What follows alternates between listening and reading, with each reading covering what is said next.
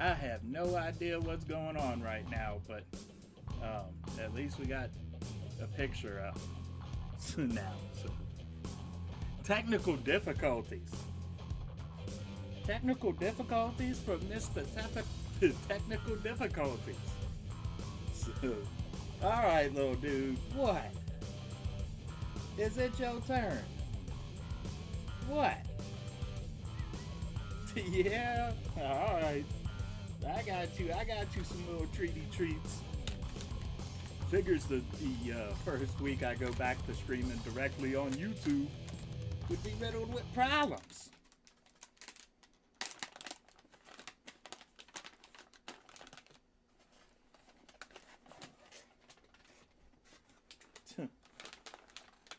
I got you, little dude. Oh shit, I did not mean to give you that many of them, but that's alright. Because you my little dude. So you can have extras.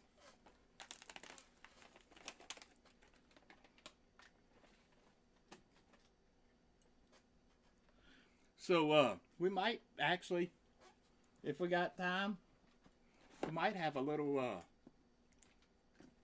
unboxing. Nothing super special, but we got a little bit to talk about today. But I just got a couple things from Amazon to go with my quest. And there's, like I said, it's nothing super special or anything. But if we got time, we'll go ahead and look at that stuff after we talk about updates and what's going on. Blah, blah, blah, blah, blah, blah, blah, blah. And also, whoa.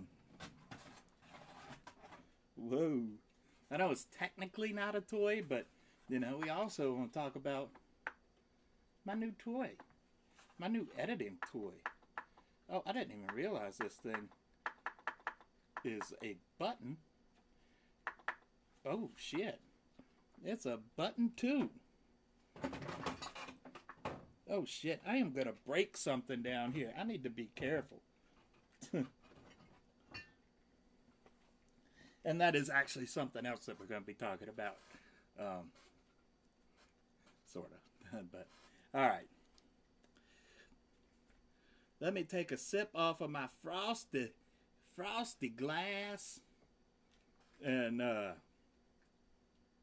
Frosty, sponsor me! Sponsor me! And, as we talk, hopefully I don't get so stoned that I start forgetting shit, but we got some wedding cake. Let's smoke some wedding cake.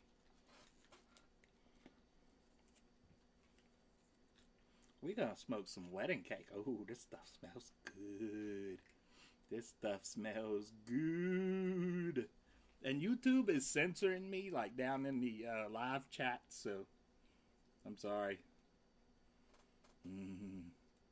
I had some like fun test stuff that I posted and wouldn't go through. Like, I'll just read it to you. Farts make gravy sometimes. Make farts, not gravy. Gravy? Sometimes fart makes gravy too. Fuck. Sex toys covered in gravy. Test? Some of those went through. I'll show you which ones went through. Gravy?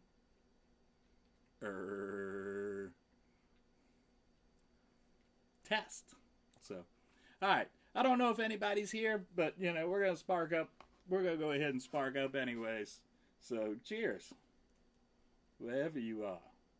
Somewhere out in the real world, I'm setting fire in my lungs.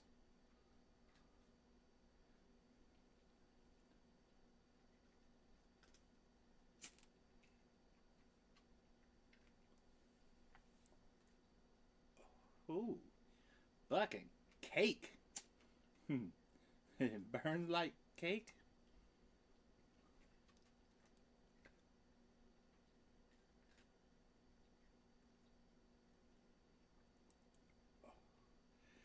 Sort of tastes like cake. A little bit less sugary. Tastes like sugar-free cake, maybe. Ooh, orange tang, orange tang, orange tang. Orange tang, motherfuckers. It's sugar-free, motherfuckers.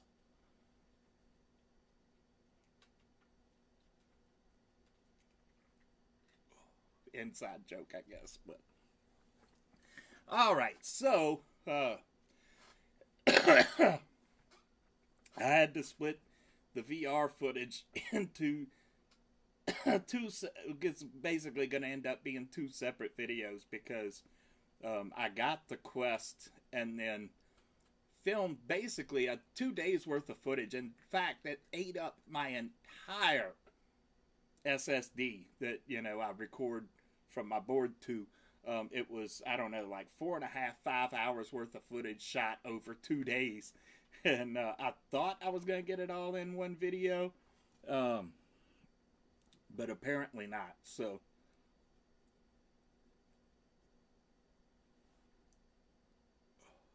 and I should be getting my Don't Eat the Gum box should be coming tomorrow.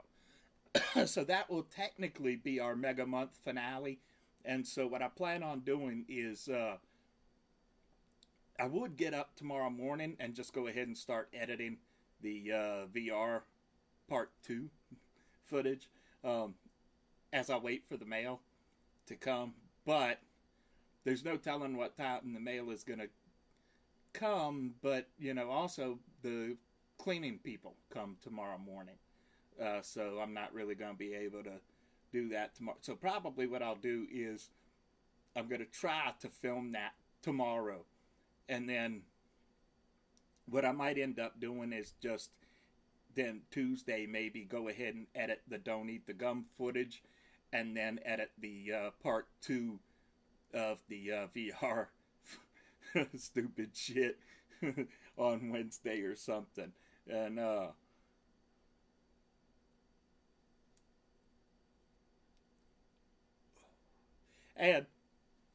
I did go ahead and I bought the rest of those coasters, the rest of those tracks for Epic Roller Coasters. So I got them all now. So what I'm thinking about doing is, I don't know, maybe Thursday, shooting a video of me in here just doing all of the coasters. I don't know if I'm going to go ahead and do that now or wait until after we move the filming area, because that's the next thing we really got to talk about, because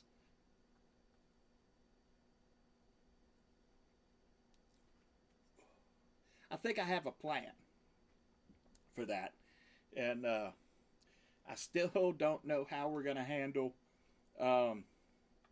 bringing Mr. P into the show, but we'll figure it out because, we got to have my little dude. But at any rate, it's going to be a lot of work. And so there's going to be some offline time because, excuse me, the bigger parts of this, I'm going to have to wait for my cleaning people to get a date free to help me move, like, the big stuff and everything, and maybe some of the other stuff too, or at least what they can. But I'm going to have a lot of work to do regardless of disconnecting things, reconnecting things, and figuring out how things are, where and how things are going to be set up, because we're going to be moving my bed into here, and then I'm going to start filming back there, because what it's going to do is it's going to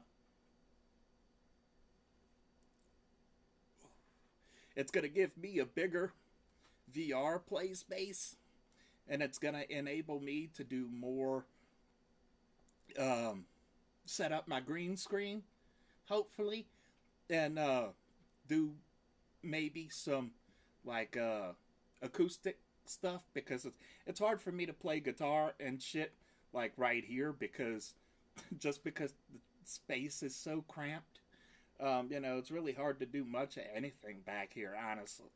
So,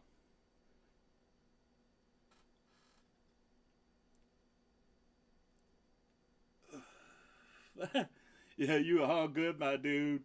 I'm smoking some wedding cake and having technical difficulties and shit. Um,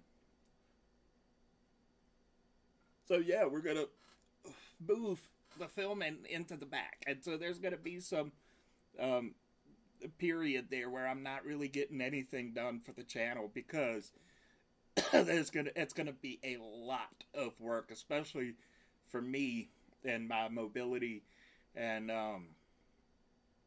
breathing difficulties, and I get exhausted quick. I have to do things 5 minutes at a time, take a 20-minute break, 5 minutes, 20-minute break, that kind of shit. So,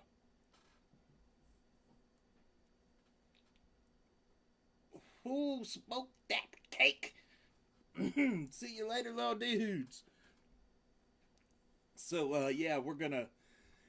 That's gonna give me a much bigger, it'll be double at least.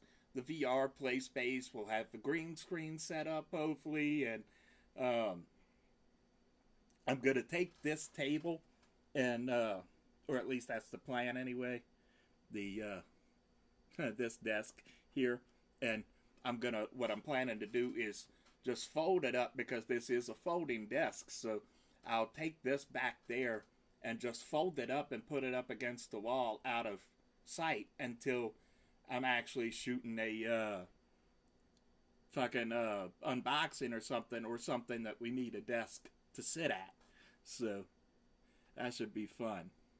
Oh, I'm hitting the wrong thing trying to bring up your comment. Oh, you all good, my dude. Hope you had a good sleep.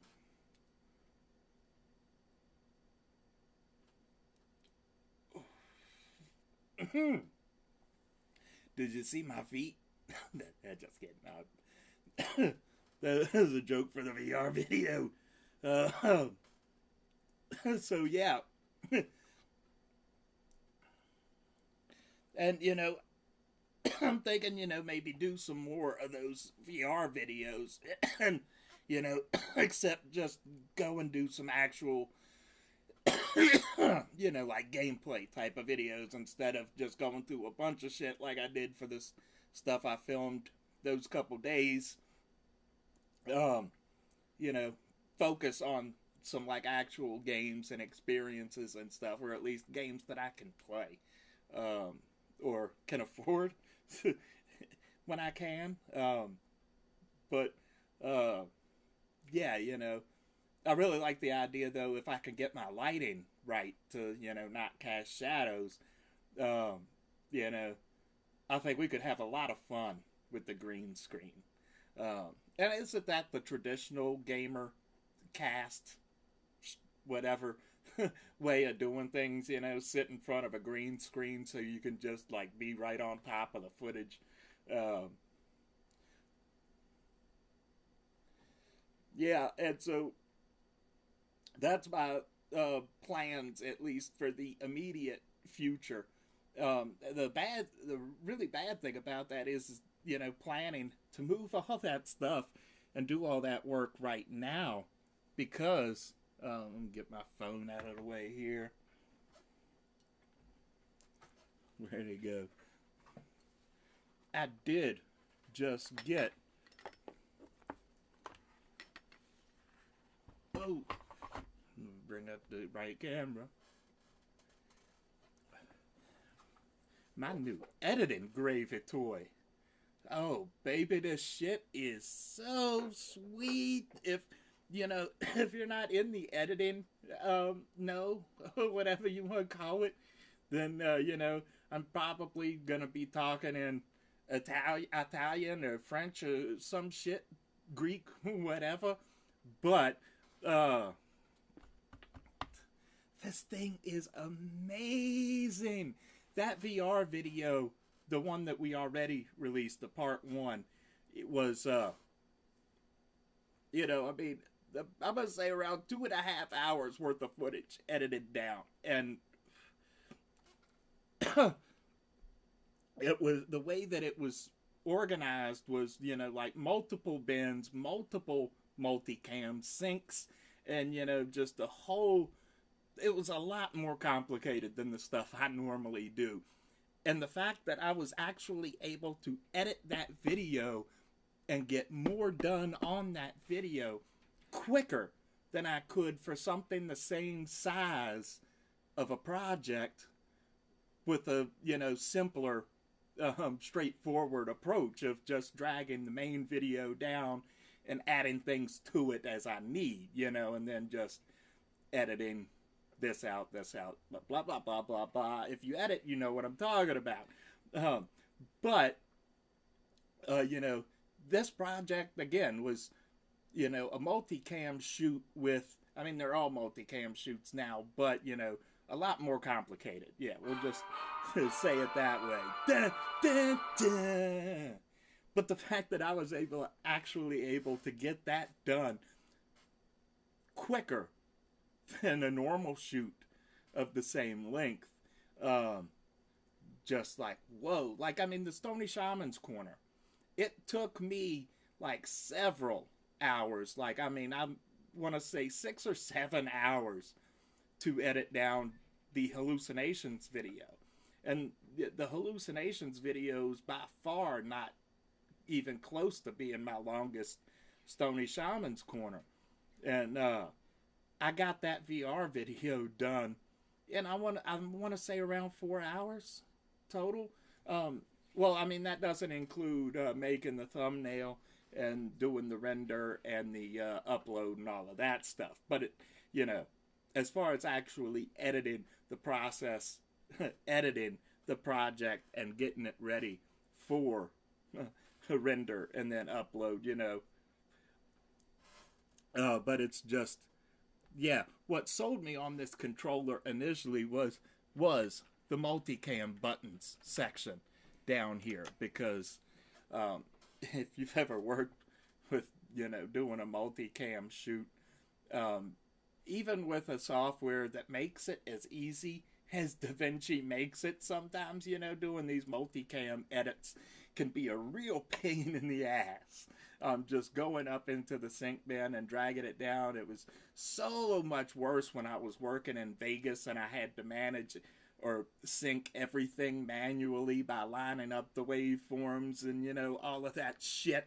And, you know, the way I really started, well, the way I started multicam shoots was actually as a kid with my granddad, and that was different because we were just recording everything to one source from a switcher. But, you know, the,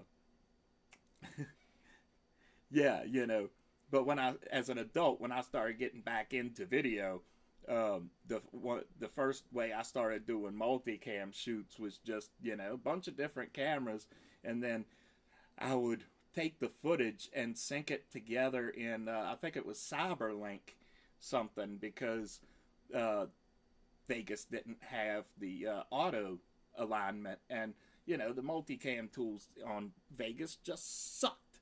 So, whoa, bring me back, bring me back.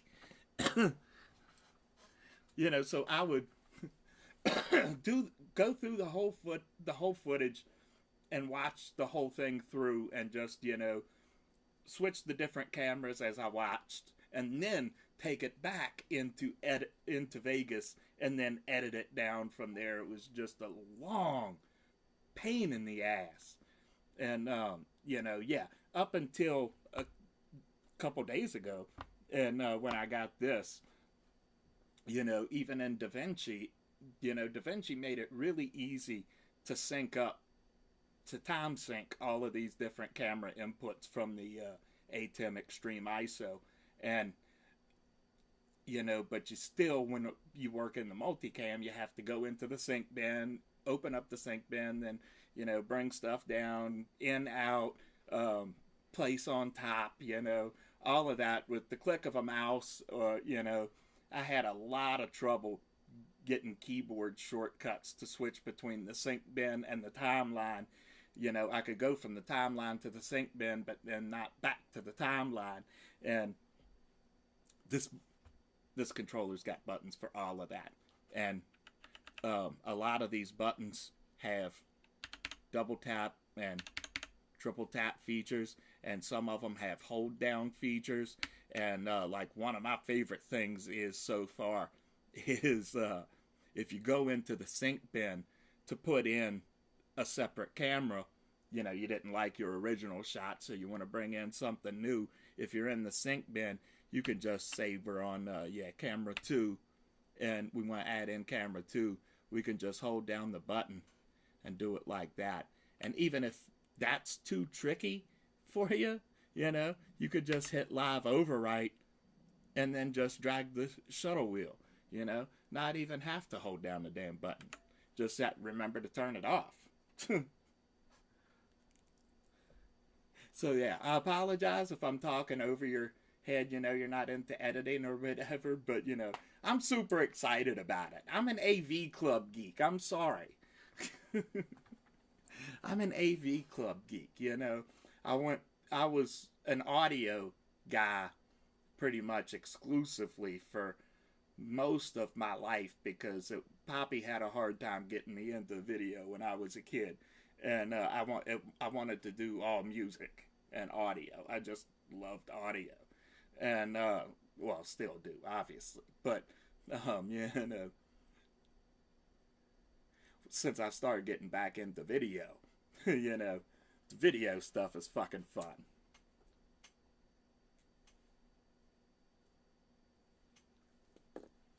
It's gravy, baby. It is fucking gravy. It is wedding cake gravy. So yeah, all right. I won't bore you with my braggatry over this speed editor, baby. But yeah, I'll just. Well, oh no, I can't leave it down there if we're gonna do this. So yeah. Oh, baby, I am almost to the bottom of this. And once I get to the bottom of this, I'll show you what I ordered from Amazon. But I am also extremely happy with my Quest 2. I'm happy with my Quest 2. You know? That shit is awesome. That is so much better than the Rift S. 101,000, man. Like twice the resolution, and you know, if you find some good like 6K, 8K even videos, oh my god, it's a fucking mazeballs. As long as it's not that compressed YouTube stuff, you know. YouTube compresses the fuck out of these videos. 1,100 or 1,000. I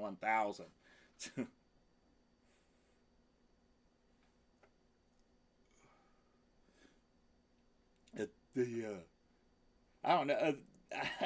I don't know if my favorite is either Affected the Manor or the or the Epic Roller Coasters. It's hard to pick between those two. And the Affected the Manor is a lot different than it was on the Rift S. On the Rift S, I mean, it was like you just start right into the haunted house, basically. You come into the courtyard and there's like the instructions and everything, and then you walk into the manor.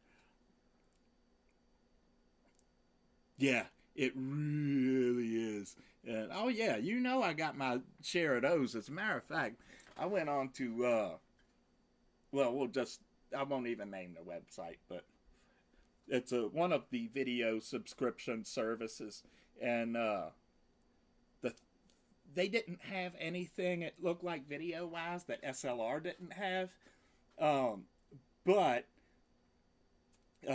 they had the addition of games, you know, stuff like Holodex and Vertimate and, you know, some other stuff and some of the WebXR games and stuff like that. And, you know, for $15 for 1 month, I figured I could just download the downloadable games and, you know, try out those WebXR games while I'm there, you know. But I highly recommend it. I'm gonna be spending a lot of time in VR, enough that, you know, it got me, you know, inspired me, whatever, enough to spend a little bit more money on it. Which is this thing? Oh, okay, I know which one this is.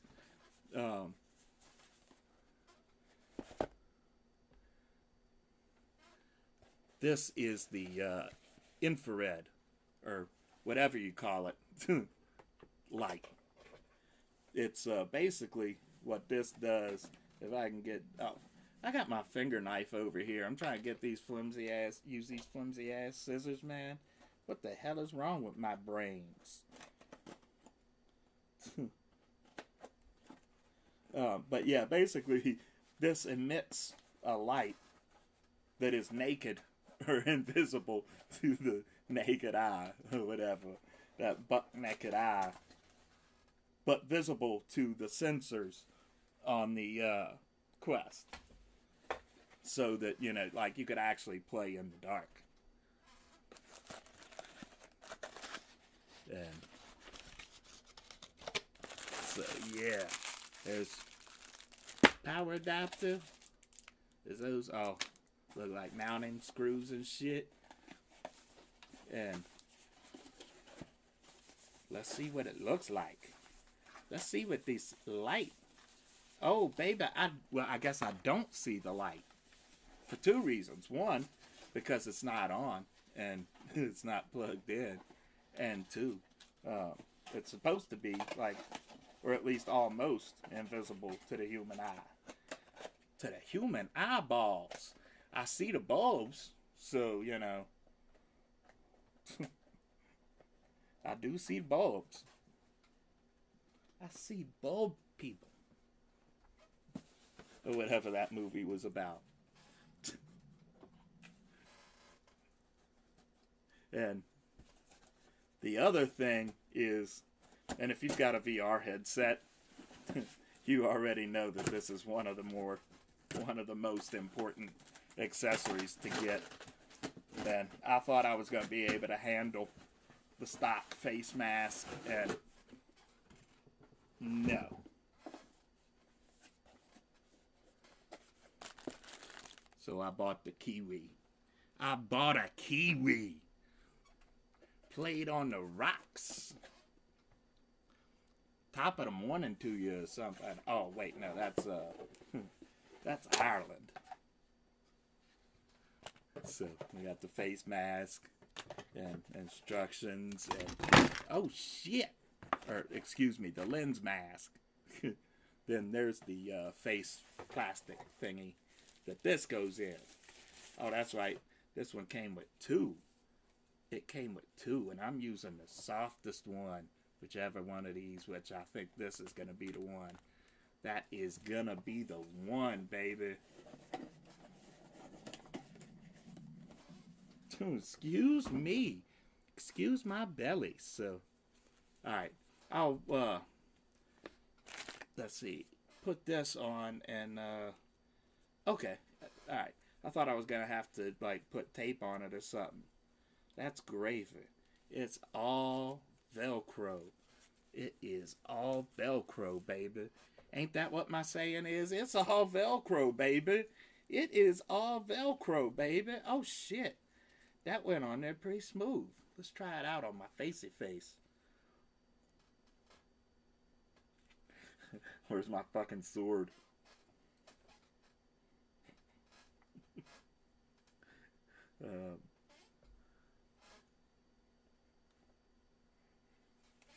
I'm missing the rest of the helmet.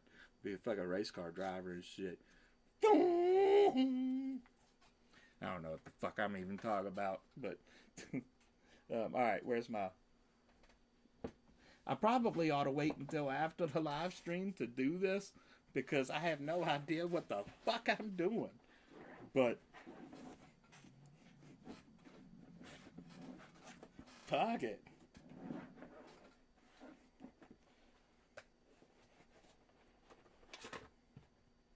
All right, where am I gonna put the case? Well, I'm putting. Don't tell him, but I'm putting my Quest case up on P's thing, his rooftop or his treetop or whatever you want to call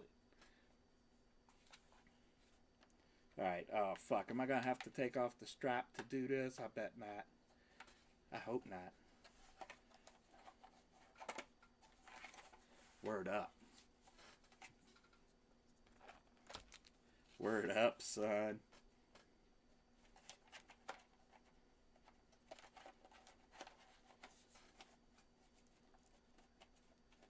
Oh shit. Is it gonna like fit? It better fit. Cause this was like 30 something bucks. Oh yeah, baby. Oh yeah. Alright. Don't say shit about my hair.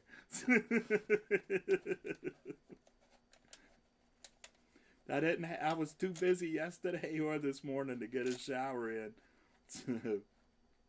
It is what it is.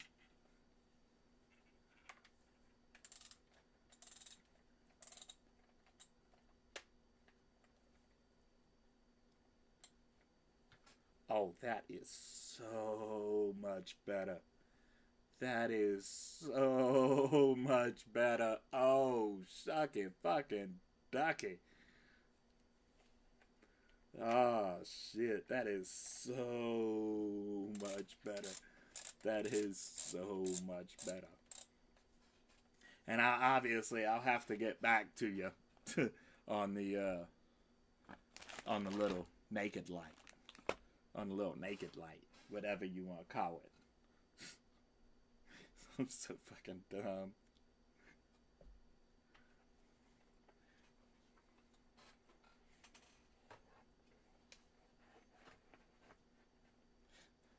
Oh, get in there, man. Get in there. There you go. Nice and easy. And I'll tell you what, with this, with the Elite strap with battery, it needs this case. I mean, this case is not for $50. Not even for $50, but you need a case with that Elite strap because that plastic is paper thin. Paper thin, baby. Paper fucking thin.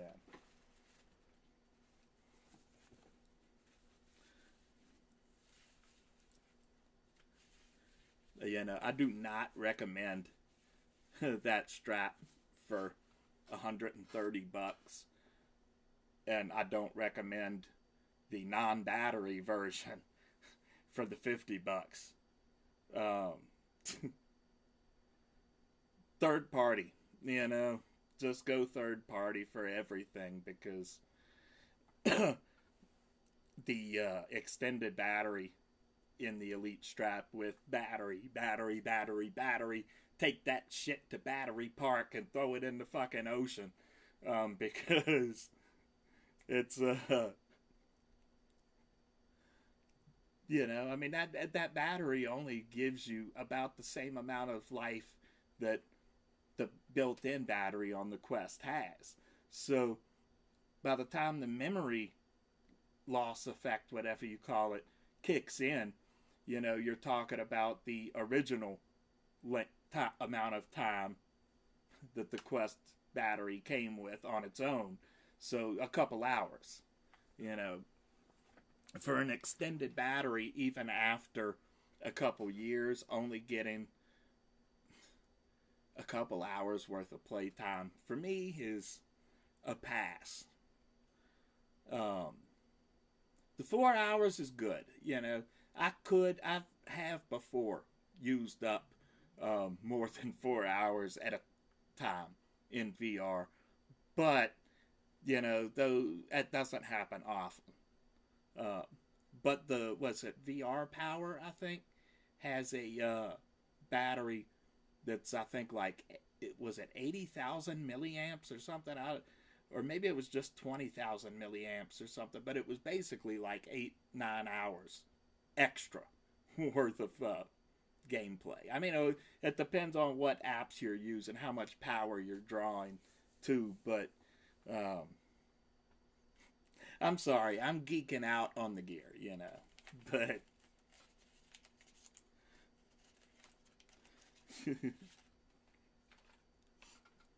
I've always been a gearhead at heart. 100.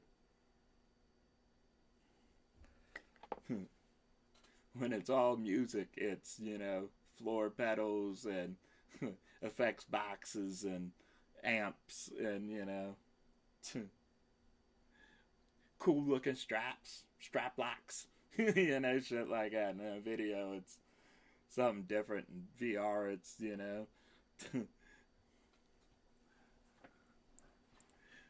Alright, so, fuck. Yeah, it seems like there was something more I wanted to talk about, but I can't remember what it is, so let's just talk. Would it be, where's P? Where you at, little dude?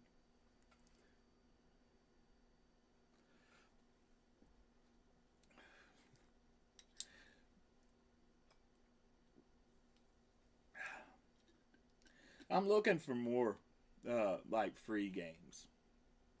I don't really want to spend too much money on games because, I can't do it, when you're paying like $20 even for a game. I remember that shit when you had to pay $60, you were never going to get any new game for less than $60. And even now, I mean, for the major consoles and shit, that's still pretty much true. But, VR, like, there's a lot more, I think, free stuff available in VR than there is in, like, regular games or Xbox games or PlayStation games, PC games. Yeah, it's fucking awesome. Um, I think that the battery life should be better. They could have done a lot better with that battery. But compared to where we've been, it is 1,000. If you're just talking about standalone, it is 1,000 times better than the Oculus Go was. And the Gear VR wasn't technically standalone because you had to use the phone, but it's definitely 100,000 times better than that. And I would say, yeah, it's probably around 50,000 times better than the Rift S or something like that. I probably got my math off there somewhere, but it's just, I mean, it's really incredible. I mean, we've still got a long way to go until we reach a truly, realistic VR. I don't know if it's ever going to be perfect, but, it can get a whole lot better because the resolution makes such a big difference in VR. The Rift S was only, I think, 2K, and the Quest 2 is a full 4K. So, when we start getting those, headsets down the road, I've seen one was, I can't remember what it was called, but it's like, it's getting ready to come out, and they run between like $1,000 and $2,000 or something like that. And I think it's got a wider field of view, and but the lenses that they use are like totally clear, and it looks amazing. But when we get more stuff like that and higher resolutions and wider field of view and all of that, when we can reach 300 I don't know if it's possible really to reach. I guess the best you could possibly hope for would be 180 degrees of diagonal view, but but I mean, yeah, for where we are at a $300 price point, the Quest 2 is just all that in a bag of groceries. you know. But I think that they used the a lower milliamp battery probably to save power and to not draw enough heat to the point where it has a problem like the Oculus Go had, that it starts overheating all the time. The Oculus Go, if you'd ever had an Oculus Go, the Go would overheat. Like, most of those issues I think are solved now in the last firmware that they did, but I got the Oculus Go right about the time that it first launched, and man, that thing could get like an oven. The Gear VR was really bad with that shit, I mean, it's like strapping an oven onto your face, basically, if you play for more than like 20 minutes. I remember getting that Gear VR and, being all excited to watch some of my favorite performers in VR, and it's like, I got the headset on for like 15 or 20 minutes, man, and like, the inside of my face was just, I mean, cooking. And then, after like 20, 30 minutes, the unit would just boot itself off because it was overheating. And so, please let your Oculus cool or whatever and, come back. Like, fuck! Well, if you can, it's just bad, man.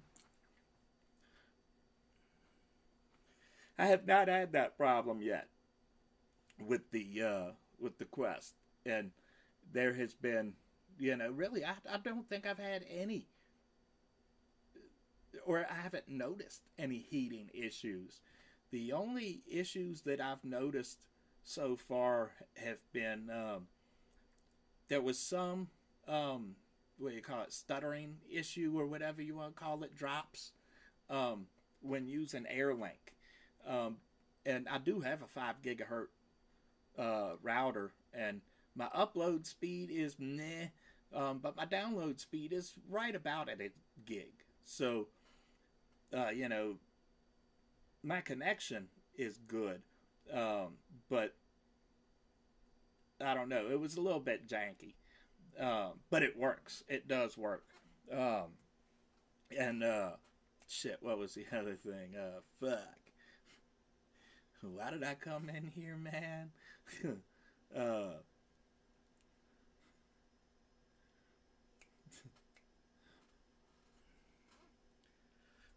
It was, yeah, that was, I had problems with that, and I had problems with something else. I just can't remember what the other thing was now. So it must not have been too important. But,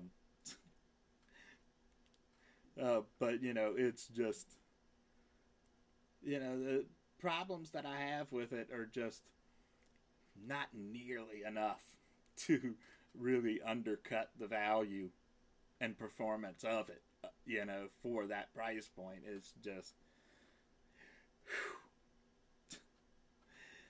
it would help a lot if YouTube would stop compressing these videos so heavily. But,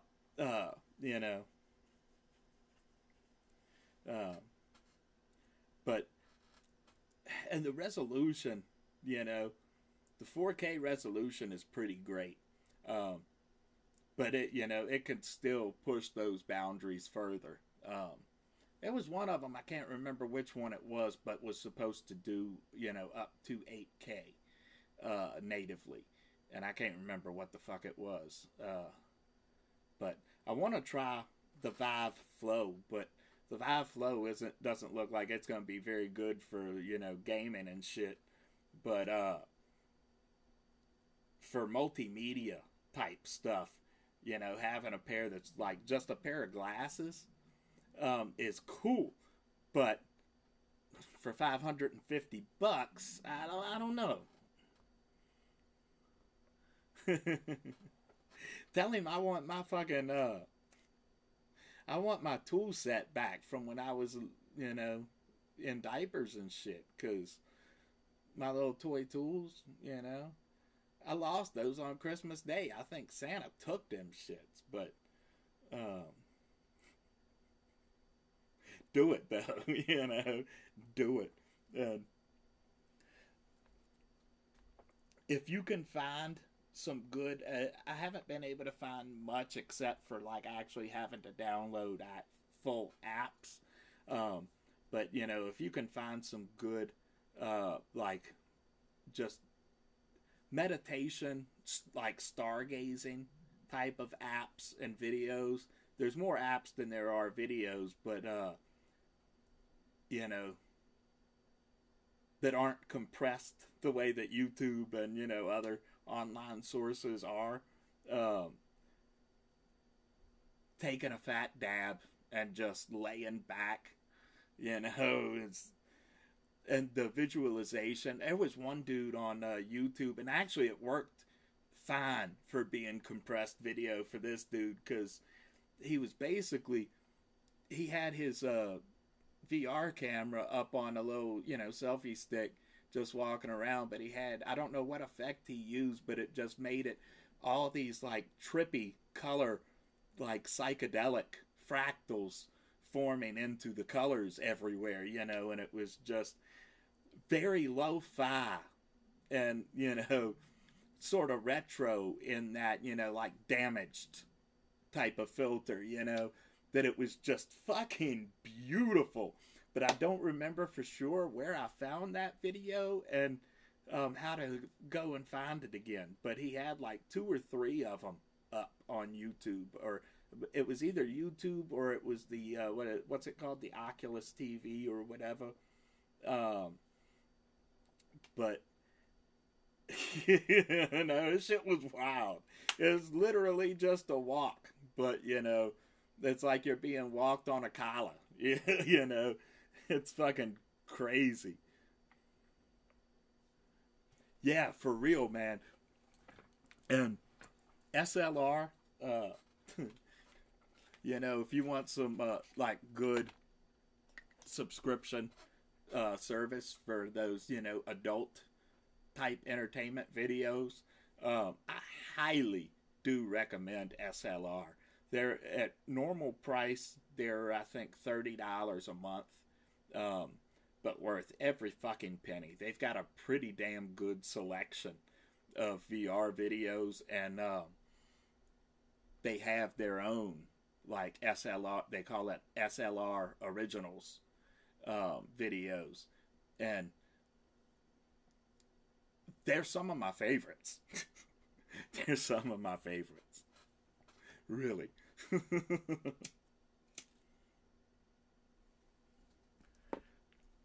Naughty America had it going on for a while too, but there's so much that is out there. The games are actually not what console gaming is as far as selection goes. And all of the other stuff, the selection isn't what it is in, flat 2D screen, whatever, videos. But that will probably change over time as VR becomes more and more mainstream, which is happening. And, that's not really a bad thing, because VR is fucking great. Just remember, don't give it to your kids. That's the only thing that really worries me about VR is that people are giving it to like little kids. And like, no, that's not something they should be doing. Not because it can't be, parental controlled or anything like that, but because of the, what do you call it, the pupillary development. um, fucking with the eyes. You fucking with the eyes. Because you need your eyes to see that prize, which is a shelf full of pies. Oh my!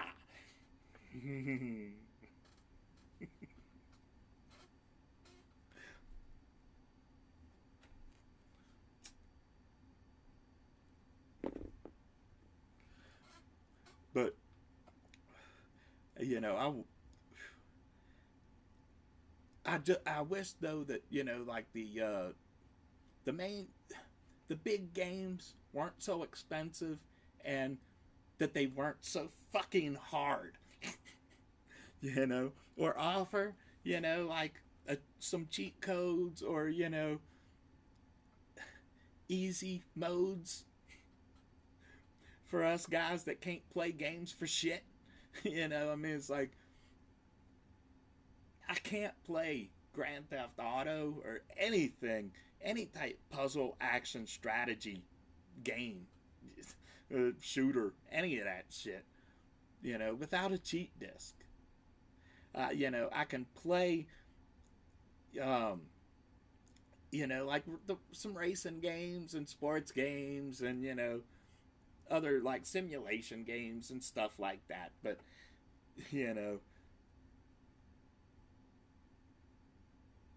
that doesn't mean I don't enjoy playing the games, but I'd rather enjoy a game than end up breaking my controller, out of frustration. Uh, I still don't understand why they started working so hard to do away with cheat discs. It's I understand. I mean, I understand the online thing, but like, just fix it so that you can't use them online, but leave them for our offline players. Our single players. Man, let me have some cheat codes, please. I fucking love these games, but I suck.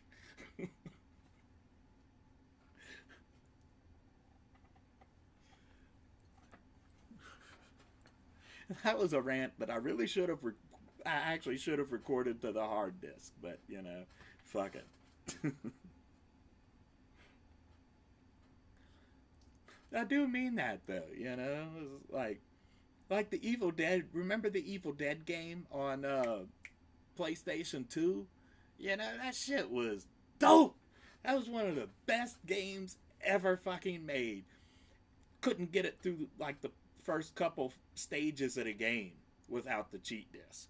And without AR Max or Game Shark or something, like, even with AR Max or Game Shark, like, I still couldn't finish the game.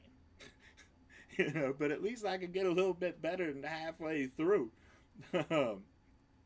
Without the cheat disc, man, I was barely able to beat the first mission on what was it, Grand Theft Auto 5. Like like it was all I could do to just get to the free roam shit. And even then, once you finally got to that where you could enter cheat codes, like you had, if you pause it and try to enter in, well, one of the buttons on the cheat code was always start. So as soon as you hit that start button, you're right back into the game. Just like, fuck!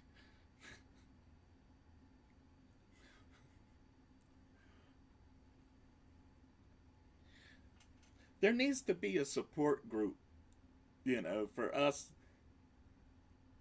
wannabe. Well, I don't mean wannabe gamers in the traditional way of saying wannabe, We're having a hard time being gamers because we suck, but we love gaming. you know?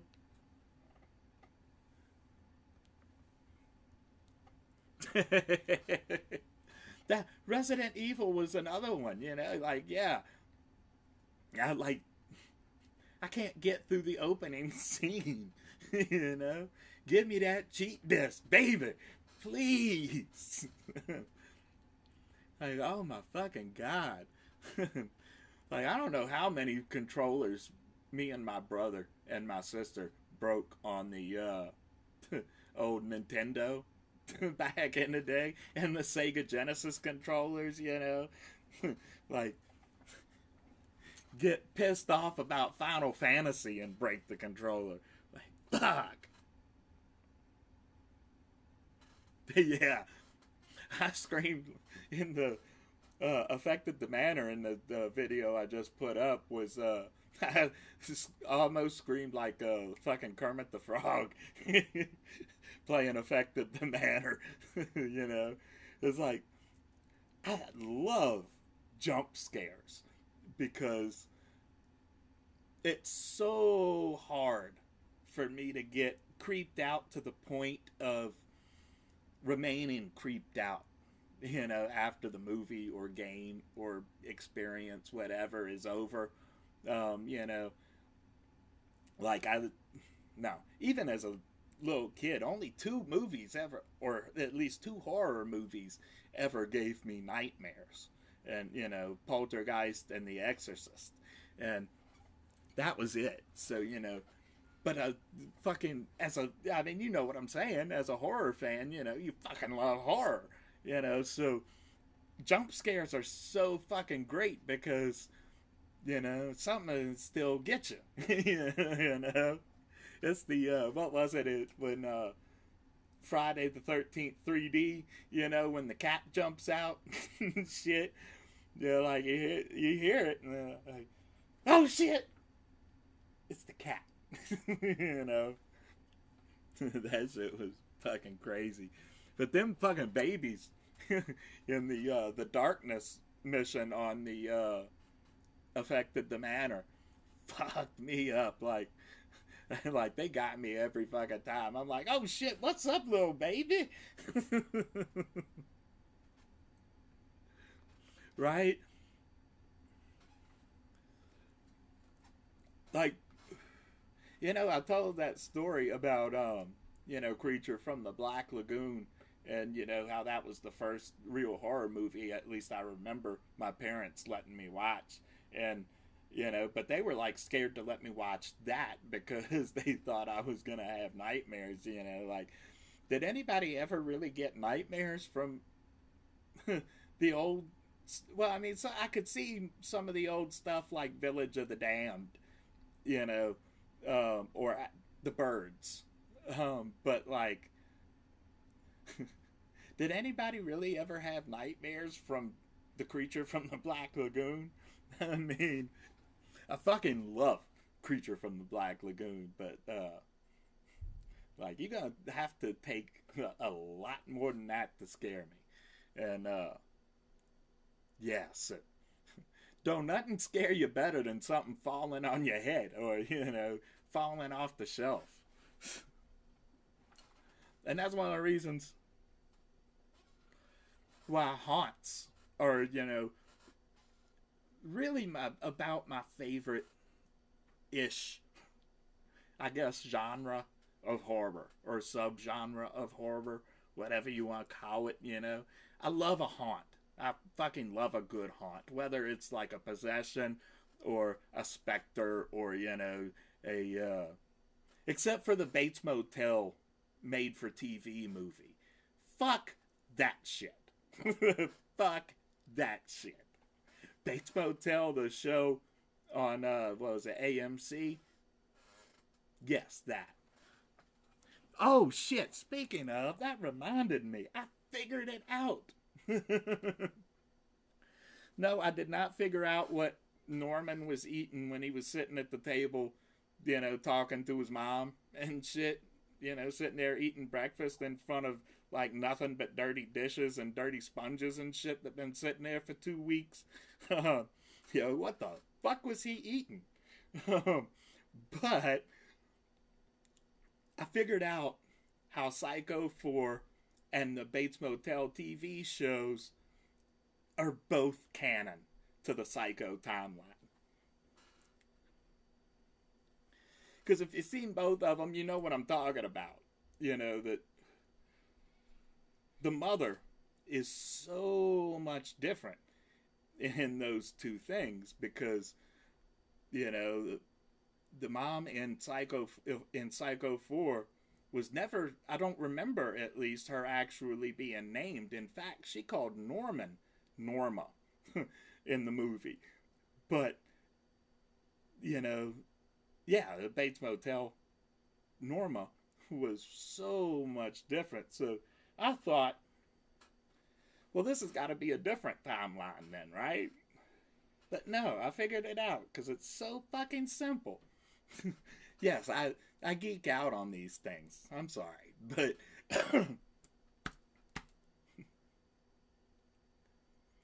Psycho 4 was Norman recollecting his mother. And what's the first thing we know about Norman Bates, right? He a crazy motherfucker, you know? So,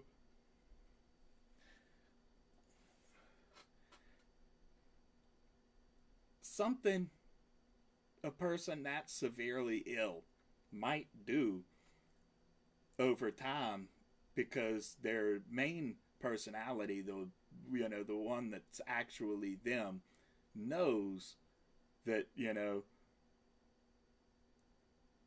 what he's doing is fucked up. But his mother personality, you know, is the one that's doing the killing, obviously. I mean, we know that, you know, we know the plot line, right? Anyway, I digress. So as a way to justify that, maybe he convinced himself that that's what she was actually like. Perspective. You know, kind of like how Interview with the Vampire Lestat doesn't match up with the rest of Lestat throughout the Vampire Chronicles, you know. But because that story's being told from Louis' perspective. I don't know. Maybe I'm the last one to figure this shit out. But, you know. But, yeah. So, Psycho 4 and Bates Motel from AMC, man. They can both be canon. And I'm weirdly, geekly, nerd happy about that.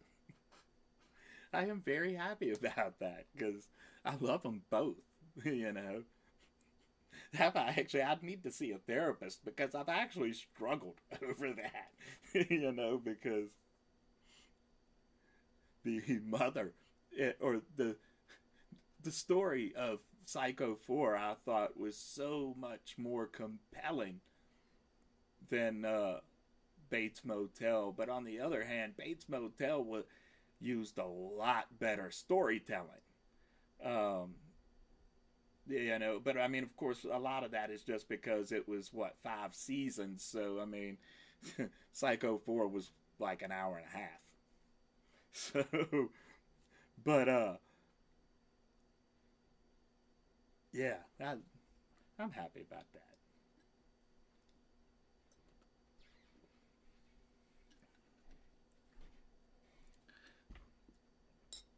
But I wouldn't mind playing a Norman Bates VR game. I don't know how that would work. Like, do you play as Norman, or, you know, do you play as somebody running from Norman? But that would be pretty fun. You know, if it was without the multiple personalities or violent tendencies, I'm a lot like Norman Bates. I'm a lot like Norman Bates, just without the multiple personality and violent tendencies.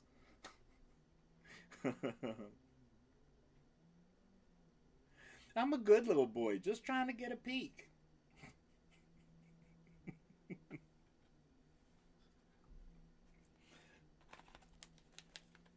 You know, call me Tummy. Shit, Norman Tummy G, or I don't know. I'll figure it out. You know, Tummy Bates? Norman G? That could be my new rat name, Norman G.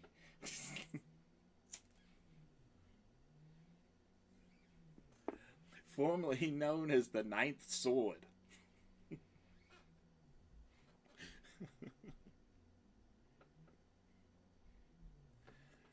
Oh shit.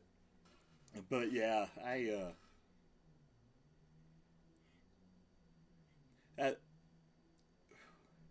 I'm gonna do something in VR today. I ain't figured out what. Maybe I'm gonna do that. Finally, do that Spider-Man again. Oh well, I guess even if you've seen the video, you don't know about the Spider-Man shit. I forgot. I forgot to mention that. So the second part of the video, I played a little bit of the Spider-Man. Was it Spider-Man Far From Home? But all I did in there was the free play mode because I didn't do the story mode because I got so fucking blazed that I couldn't stand up and play, really. So, you know, I tried it out sitting right here. Like, all of the stuff in the video, the second chapter, is sitting down right here. Sorry. But, you know, it's going to be a lot easier to do that once we get everything moved. But, yeah, it's not a good game for sitting down. It's not a good game for sitting down. Just the free play mode. Yeah. But I'm going to dig out my rug from wherever it is. It's buried in one of the closets. I just don't know how far deep it's buried, but I got a nice little rug from, I think it was Supernatural. Like a show that I've never actually watched.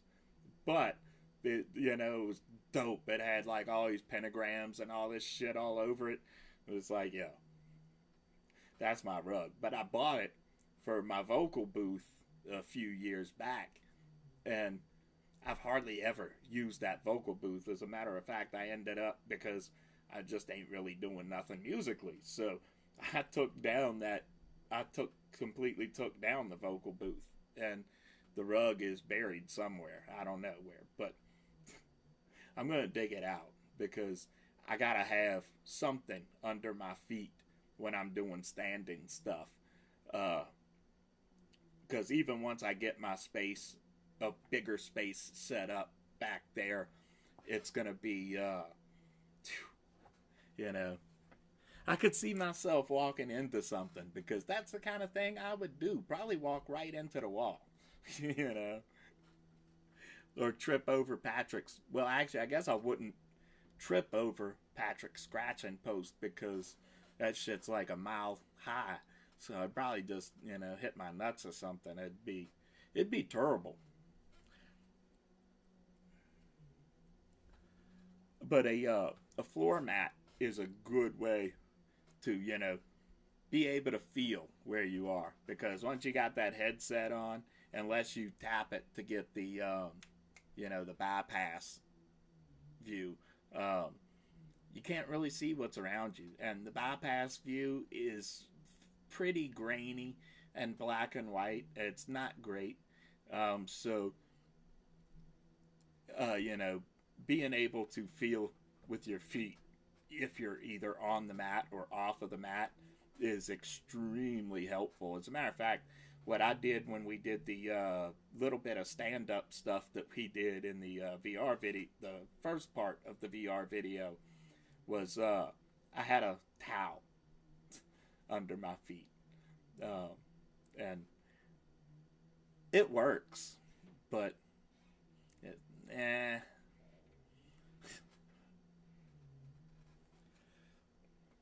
having a little rug there, I think, is going to be a lot better.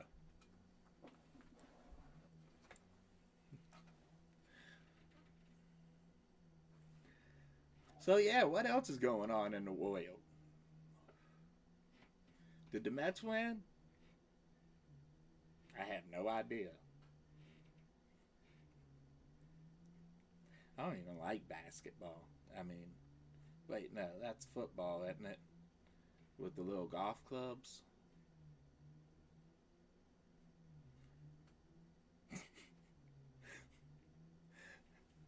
That shit, the way they shoot the ball into the into the basket hoop, or the bat into the basketball ring.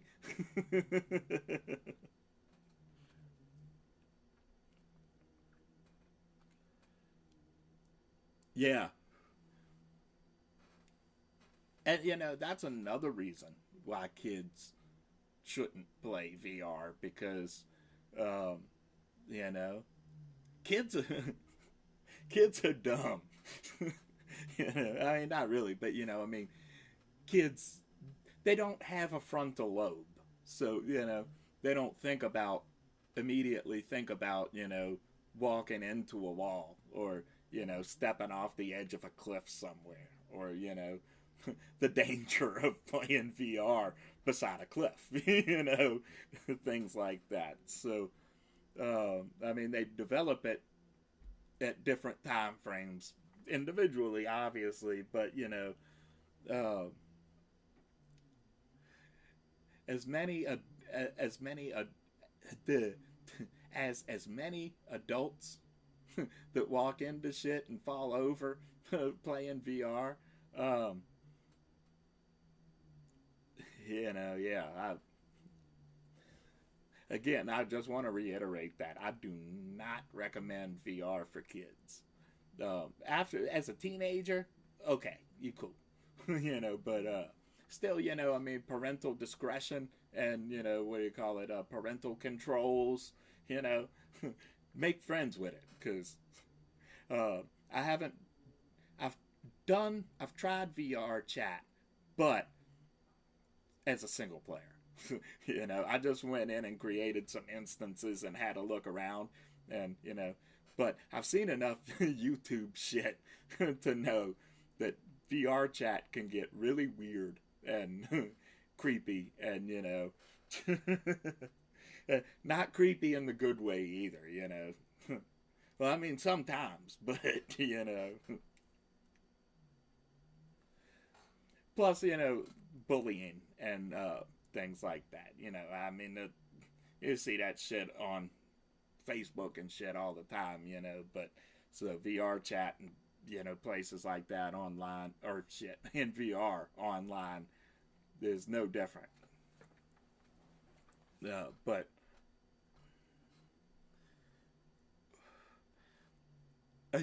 one of the things that worries me is like stepping on Mr. P or something, because sometimes he likes to hang out around my feet. Usually, if he hangs out around well, I was going to say, nah, I'll say about 50-50 of the time he hangs out around my feet, it's because he's preparing to attack my feet.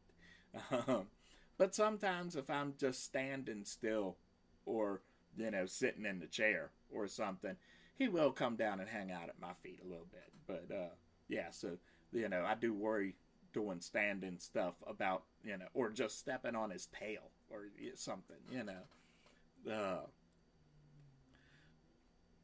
But I think that there is a feature. I'm not 100% on this because I haven't tried it or looked for it yet, but I believe that there is a feature on the Quest to detect you of outside objects coming in to your Guardian space.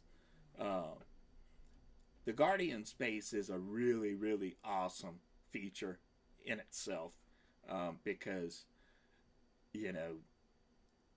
you set up your own room scale thing, and that's a thing I didn't figure out right at first, because like in the video, I did my Guardian space like right here, and I didn't think of, okay, well, I'm sitting down, so I could just make it super big and, whatever, just watch where my arms are going. Or be careful how far my arms go out, and so I kept like coming up to the edge of the Guardian and shit. But you can make it as pretty much as big as you want it, at least it seems like. So, but it's a great feature for doing stand-up stuff because of, objects. obviously, and walls and things like that. And the fact that, you got something covering your eye bones. It's awesome. I don't know why it took Ralph Nader to show everybody, but, consumer protection is a selling feature. Consumer protection and safety is a selling feature.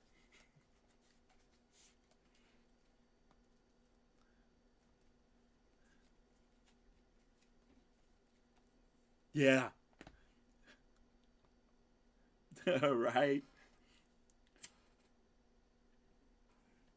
Mr. P has this thing of when I'm sitting in the chair in uh, in Barb's chair right there, and Barb's chair right there. Oh, have a scare. When Mr. P hangs out, oh shit, did we lose our background? We lost our background. Fuck. Um, but he'll hang out around the floor and like sit there and wait for me to pull up the little lever to recline my legs. And as soon as I pull that shit back to lay back, boom, right on my fucking hand. You son of a bitch, Humphreys. You son of a bitch, little dude. I'm like, holy fuck balls, man. You are a real asshole sometimes, but I love you because you're my asshole. You my asshole, little asshole. I guess you could say, I got a big old fat asshole.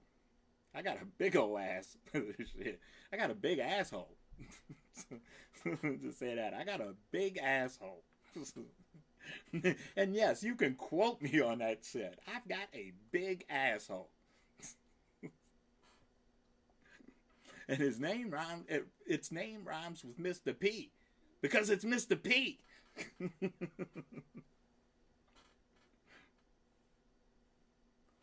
I think Mr. P rhymes with Mr. P, right? Is that right, little dude?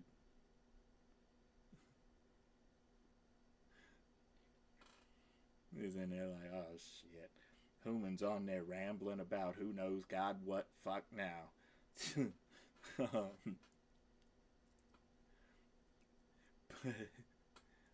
Yeah, and fucking scared the shit out of me sitting in the chair. I was doing what the fuck was I doing? I think it was one of Stargazing or Fractal videos or some shit like that, and I was like laid back up in the chair, just like reclined all the way back, just like fucking whoa, Then got my arm sitting out on the on the armrest, whatever you would call it, and all of a sudden I feel Mr. P just lay right down on my arm. I'm like, holy fuck balls, what the fuck? You son of a bitch, Humphreys. You haven't even tried it yet. You son of a bitch, Humphreys. Or was it Humphreys, you son of a bitch? It was something like that.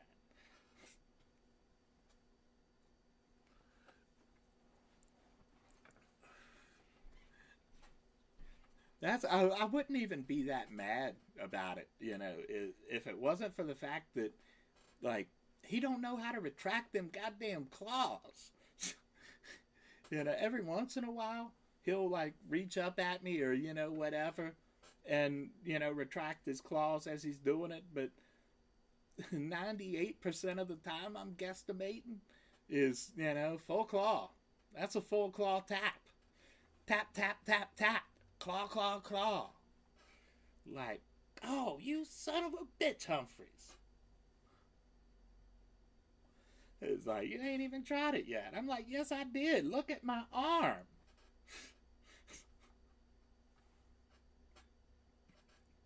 Does that make me a victim of domestic violence? I guess.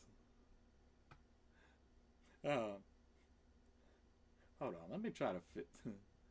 See what the hell is going on with this thing, man. Why is there no background going on here? That is kind of rude. Let me try something here. Oh shit. It won't even turn off. You son of a bitch, Humphreys. God, Steve. God.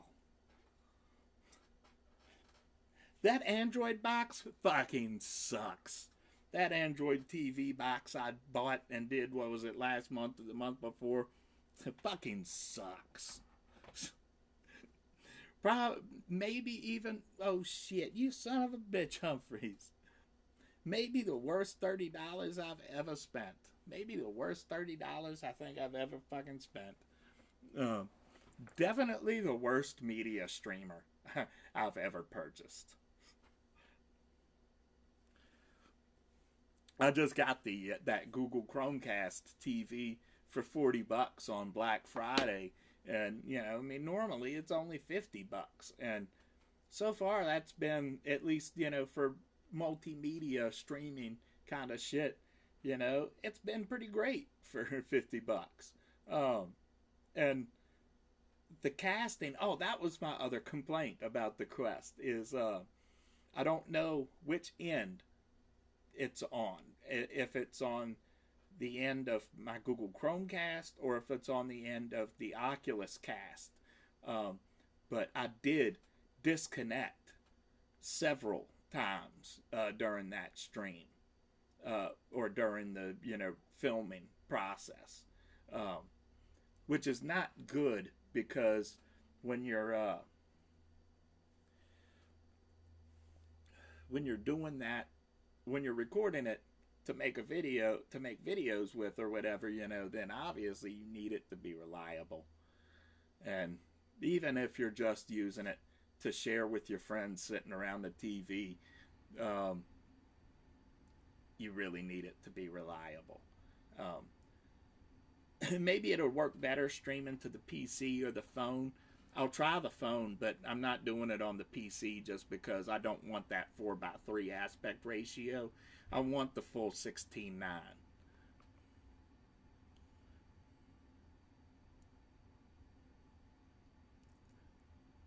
I'll try that on the on the regular Android TV box that I got. It don't matter what app you got, because you know, I use Plex all the time for all of my home streaming. I use Plex, and Plex is amazeballs. Plex is like the multimedia playback or home streaming network, whatever you want to call it, NAS streaming, or media organization, all of that shit, you know, whatever you want to call it. Plex is like the DaVinci Resolve version for that, you know. To be free and that amazing is impressive. Yo, what up? Welcome to the stream, homie. And my stupid little Ramble Sesh. About the Oculus Go. Or the Oculus Go. If I had just bought an Oculus Go, it's not even something to brag about.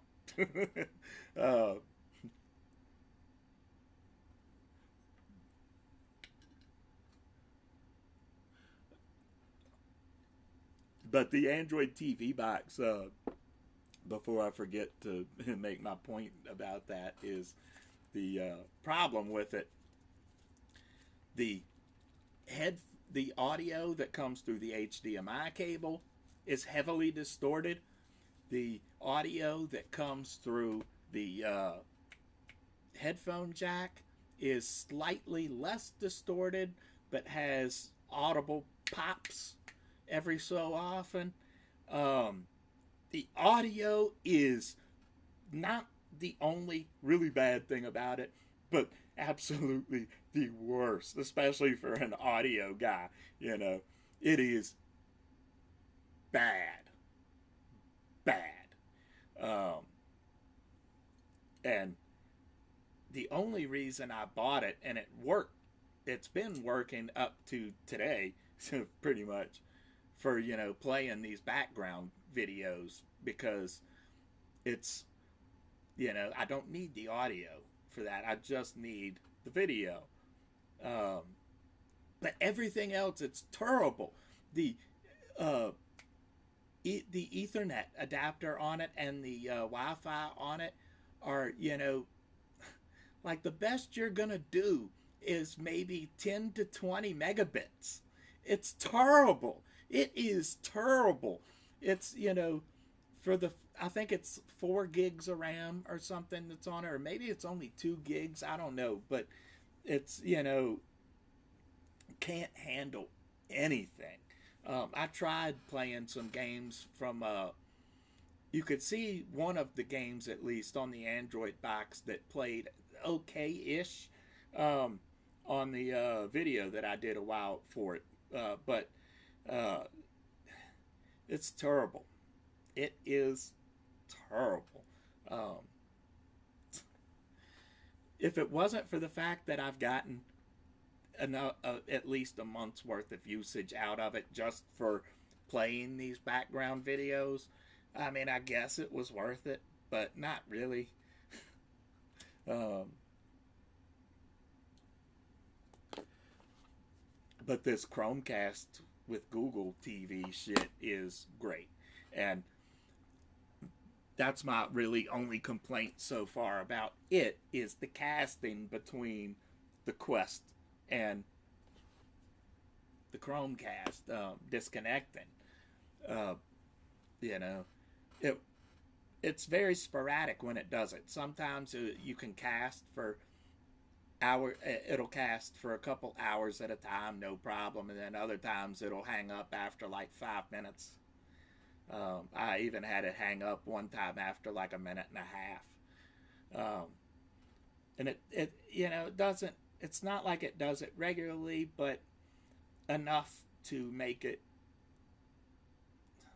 not completely unreliable, but unreliable enough that you're gonna, I'll be popping my headset off or just up slightly. You use a VR headset, you know what I'm talking about. What's going on out there? To make sure that the Chromecast is still casting my play.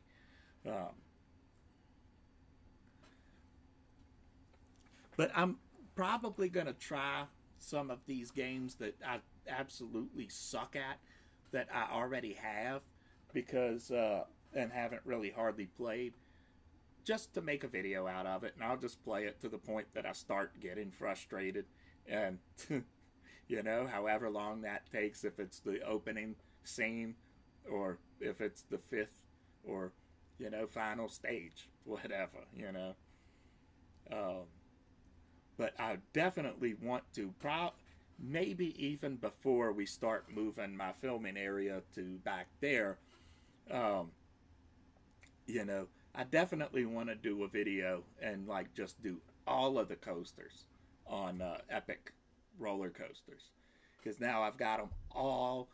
The only ones I've done on the Quest so far are the ones that came free, the ones that I did in the video. I did do some of the other ones on the Oculus Go and the Gear VR, but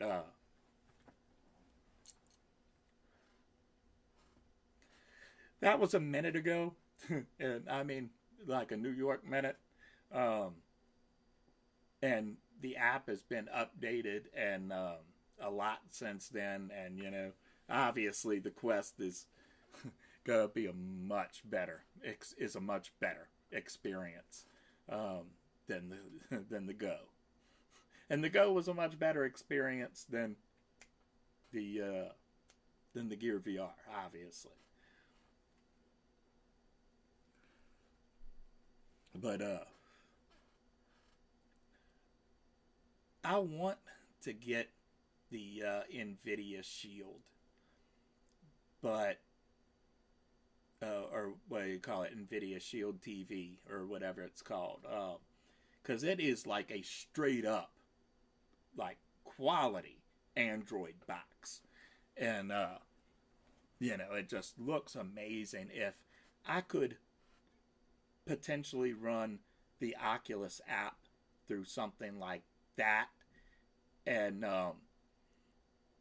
cast to that instead of like the Chromecast. In theory, I think it should work, because if you can run the Oculus app on the Shield, which I don't know if you can, but if you can, you can cast to the Oculus app on your phone. So, and I'm probably gonna try that before I'm gonna try that, but hopefully before the next video, because, or maybe I'll try that for that next video, because if it can be more reliable than using the than using the Chromecast, then I'll be happy.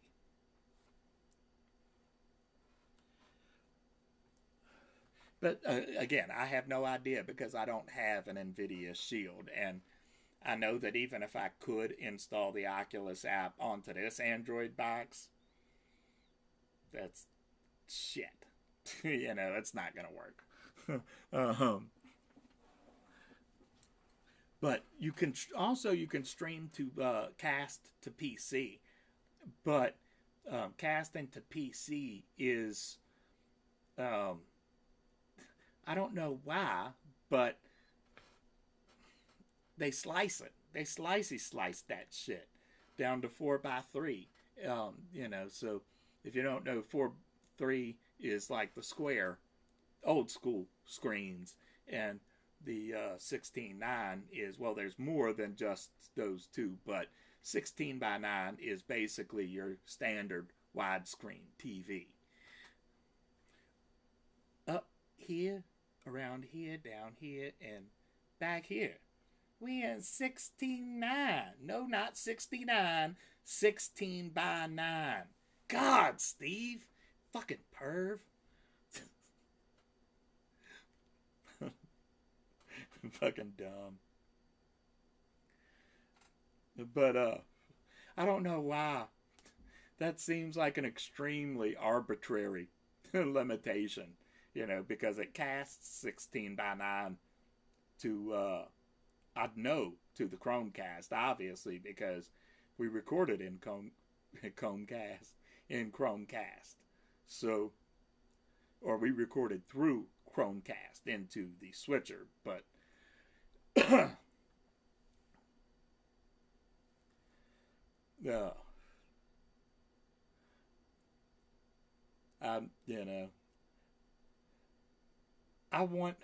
I'm looking forward to the day that we get the like full body haptics for VR as like a normal, inexpensive thing. I haven't tried haptic gloves, because there's hardly anything with I don't know, there's a little bit with haptic feedback for gloves and shit, but like haptic headphones, pretty much anything with audio is gonna work, or well, literally anything with audio. Just, I say almost, just because some people don't know how to do that bass thing. Some people don't know how to do that bass thing when they mixing down some audios. But when we get to, eventually we'll probably get to a point where haptics integration in software will become just a normal thing, and you'll be able to buy like full body haptic suits that will probably also do full body tracking at the same time, and that will be fucking amazeballs, baby. Because the haptic feedback on those headphones is just insane. Like, you know, if somebody's whispering something to you, it's, you know, you can feel that shit.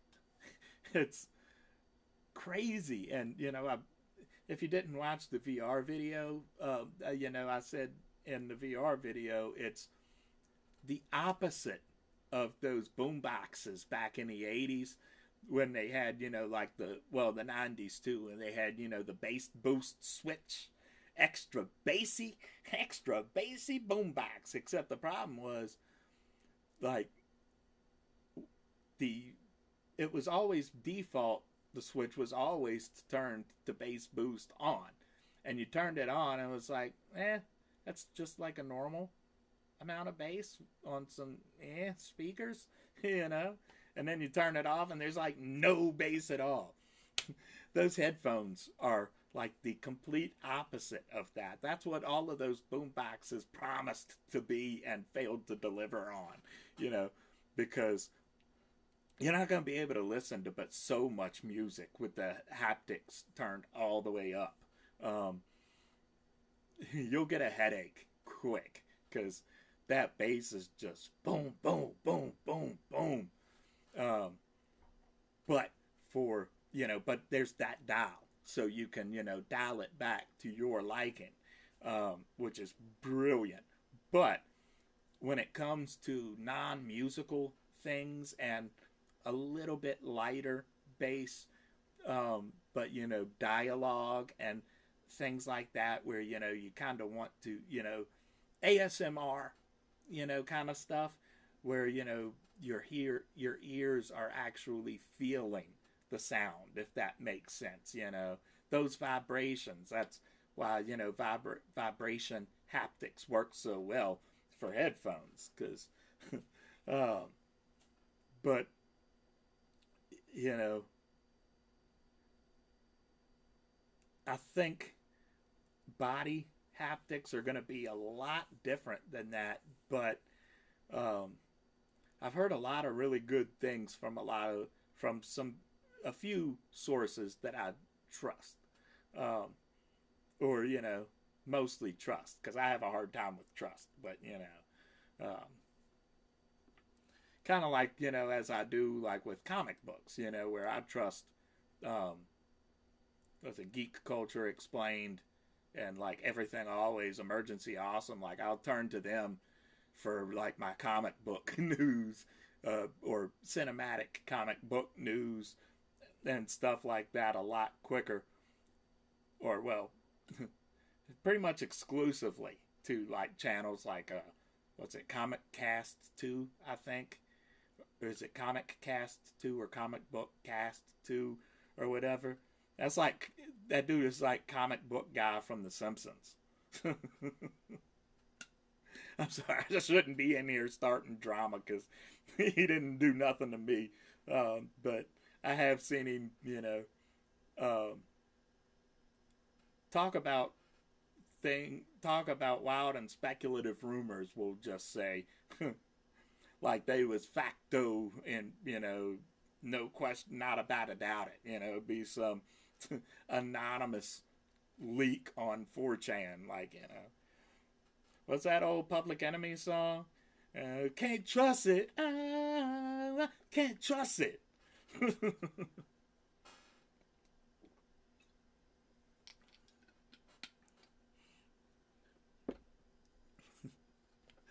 But I'm sorry. I really don't mean to come on here talking shit on nobody. Just I think it's rude. But you know, yeah, the full body haptics are wow. You know, be able to virtually feel things. That's literally it. I like what the idea that Facebook stole, or Meta, excuse me.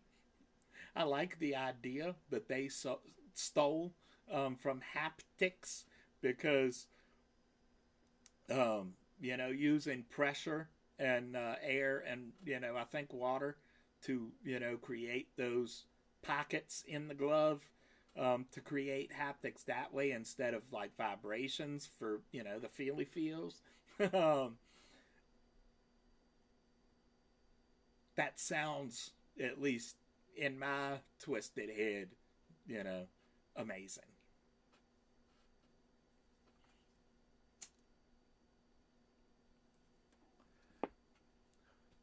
But I don't know nearly as much as I'm pretending to know either. So, well, I guess I can't. I guess I can't technically be pretending to know something I'm saying that I don't know about. But you know, I get from it what I can and try to make sense of it. you know, please insert girder. Please input data.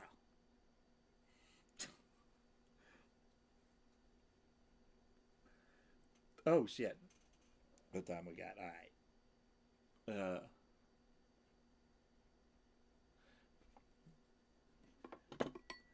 We got a little bit, but I'm gonna go ahead and take another one. Surprise ballhead. I ain't. Other than that joint, I ain't smoked shit this whole live stream. What the fuck, man?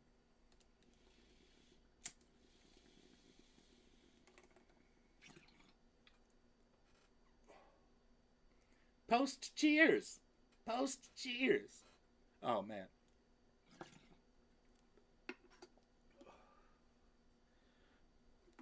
Ooh. Oh shit.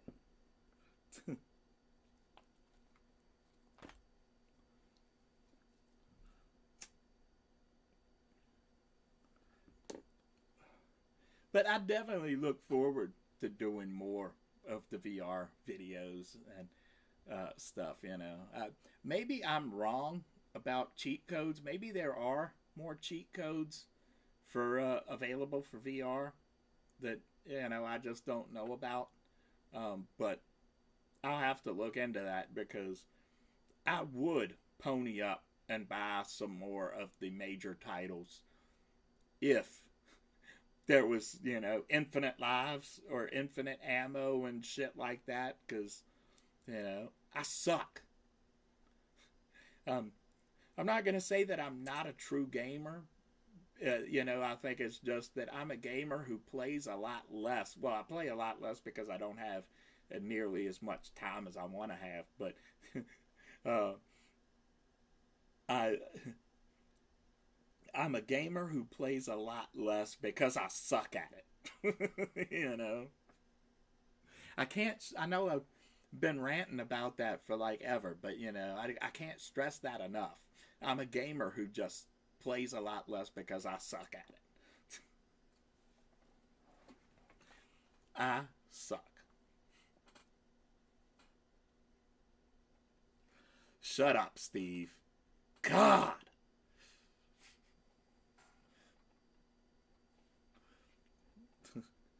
But yeah.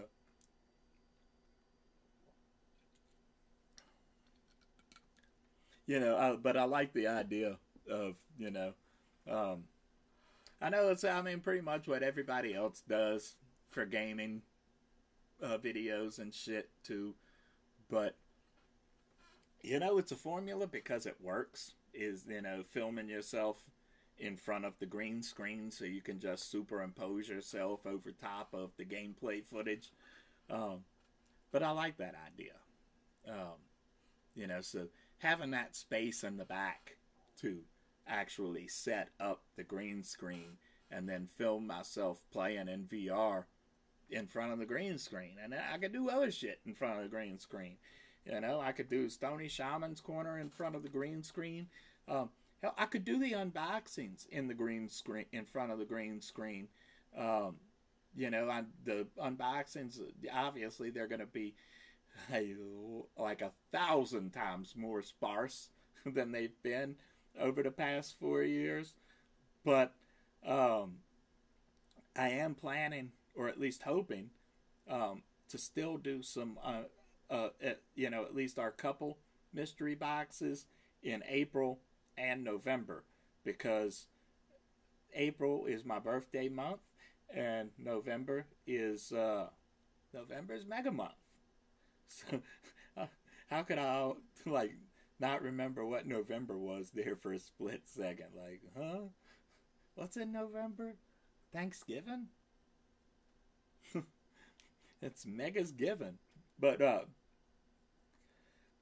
we could still do those in front of the green screen, because if I go with my current idea and just fold the desk up when it's not being used, and lean it up against the wall somewhere, and then pull it down if we want to do, say, an unboxing video, I can still film myself, my heady head right here in front of the green screen, and then just superimpose it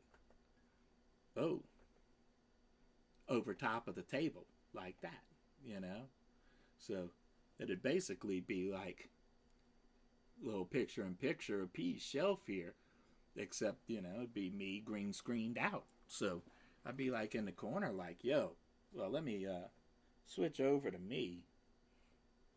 I'd be like, yo, oh, yeah, down there, look at them lights. You can't see them lights. Those are my fancy John Cena lights. I'm sorry. I mean, obviously, filming in front of the green screens are awesome. If you're an AV geek like I am, then, I'm just spitting facts, but green screens are like one of the best inventions ever. Green screens are like the best invention ever. I mean, really.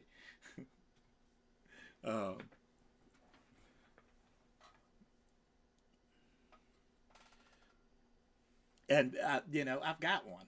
I got a couple green screens. I've got another pop-up one that actually has the green screen on one side and blue on the other side.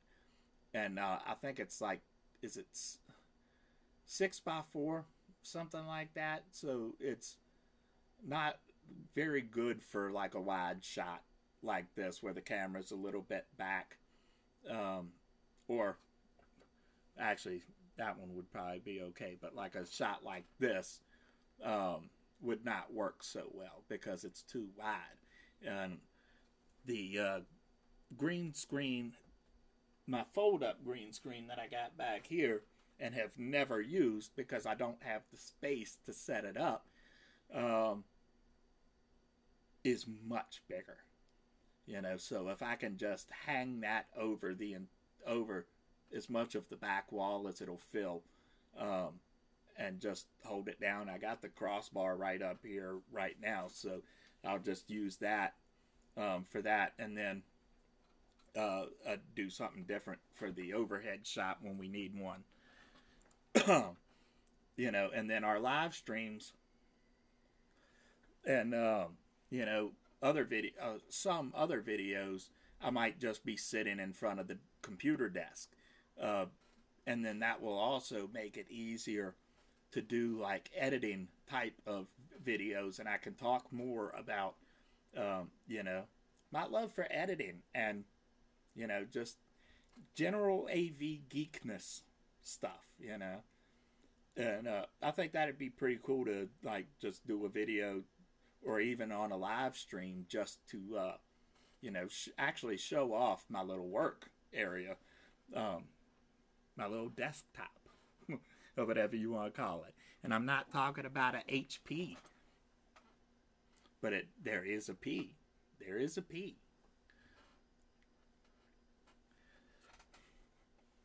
It usually tries to disturb me from working, I'll be in there editing videos for hours on end, and he'll be sitting down on the floor, like reaching up, like, hey, I'm down here.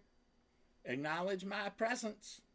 You need to pay tribute, Holman. I mean, meow. Meow. Meow. Meow. Meow. Meow. But I'm thinking, you know, like Stoney Shaman's Corner and stuff like that. I'll probably use the green screen too. Um, just because the green screen is awesome. And, well, I guess we can't pull it up over here, but let me try something here. Oh, hold on. Actually, let's go back. Fuck, where am I? Where did I go? Okay, there I am. Let me pull this up on the multi-screen first, just so I can get it.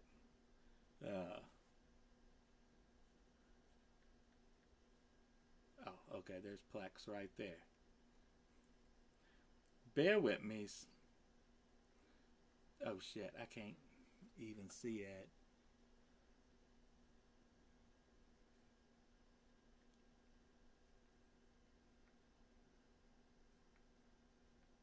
Oh, no wonder.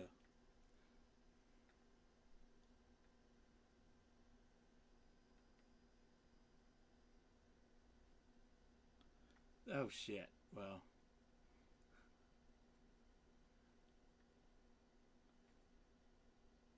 Alright. Never mind that. I'm sorry. But it's too much work to go through something I can just explain. Because it's, well, and it's still playing on Peace TV, so. Peace TV. From my projector, you know. So I could be sitting at the chair talking to you guys about, you know, whatever, you know, cancel culture or, you know, jock itch or whatever. And like actually be sitting over on top of the background video. And I can create other even more complex super sources too, really, on in the DaVinci. It wasn't until this ATEM Extreme line launched that a switcher at this price point would do a super source. But, you know, you've been able to do your own super sources in software going back, you know, for years now. And, oh shit, I just closed out a background over there too now. Shit. Back to the home screens. Goddamn, homies. But, you know, in DaVinci, you can do it for free. You know, DaVinci Resolve 17 is free. It is one of the most amazing video software editors. It's the most amazing video software editor that I've used personally. I know a lot of people rant and rave about Premiere, and I can't speak for Premiere because I haven't used Premiere. But, you know, DaVinci Resolve, and I've only got the free version. I don't have the studio version. The stuff that you can do in the free version is just amazeballs. And with this, where did I fucking put it, man? Oh shit, did I just lose my speed editor? You know, but, and now that I have this, you know, that's even more amazing. It's, you know, I fucking love this thing, you know. Here all the time, you know, people joking about people marrying material things. You know, I would consider it. I mean, not really, but this thing, man, this fucking scroll wheel is. I knew that this thing was going to be amazing, and it's even more amazing than I thought it would be.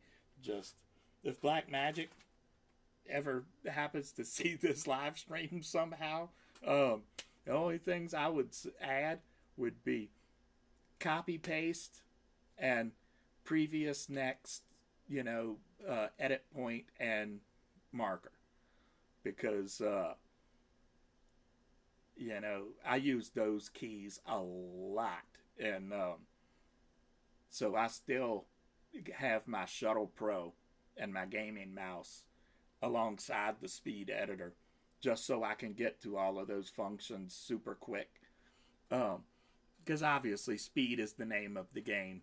And, well, I mean, not at the cost of efficiency, obviously, or, you know, but quality. But, yeah. That makes it so much, that speed editor makes things so much easier. That scroll wheel. I'm sorry, I know I'm ranting about AV geek stuff again, but, you know, being able to scroll that easily, either, you know, just with the click of one switch, and be able to scroll either shuttle super fast through the entire timeline, or just scrub frame by frame in, you know, in the timeline, and anywhere, pretty much anywhere between, with the feel of that shuttle wheel is, you know, yeah.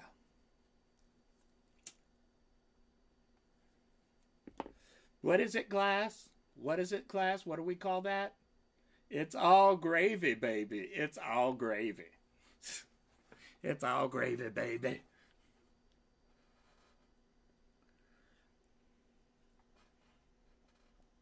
But yeah, so I'm all right. So I'm gonna get ready to wrap up here, but we're gonna, yeah, again, we're gonna after tomorrow. Tomorrow we should be filming the Don't Eat the Gum video, so I'll probably um, edit and release that before I edit and release the second VR video. And then my plan is right now, anyway, to then record myself playing the Epic Roller Coasters. We'll do all the tracks on Epic Roller Coasters, and then I'll probably start taking stuff apart and start moving some cameras and stuff into the back, and get it, at least get something set up there quickly enough that, you know, we can start, don't have to miss a week of live streaming at least. Filming is probably going to get cut short during that period, at least until I get all the work that I can do done, because, yeah, it's going to be a lot of work. But we're going to get it done, and, you know, we're going to be able to do better videos for it. And I'm also still up to, you know, scripts for, like just little short stories and stuff like that. If you got something that, you know, I could just play, voice act, or whatever, you know, that you want to throw at me, because, yeah, I would be down for that. At any rate, yeah, so most stuff to come, and we got some great big stuff to come, because I'm 150% confident that box tomorrow from Don't Eat the Gum is gonna be so rad. It's gonna need it's gonna get a speeding ticket. At least that's what Kevin said. So it was something to those DOS effects. So anyway, babies, I'll catch you guys in the next one. Cheers.